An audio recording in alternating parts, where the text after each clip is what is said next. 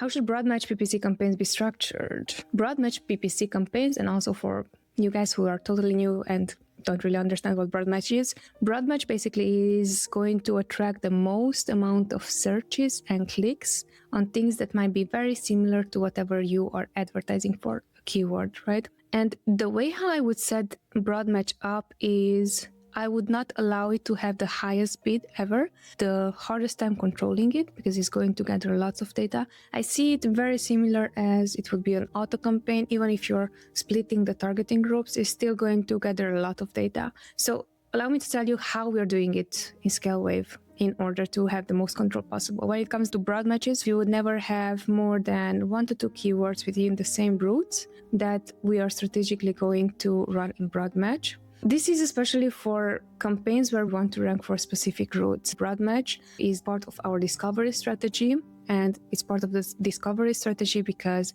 broad match is going to bring you additional search terms that you might have not thought of or might show you in placements that are cheaper for you than if you would have run them in exact match ad.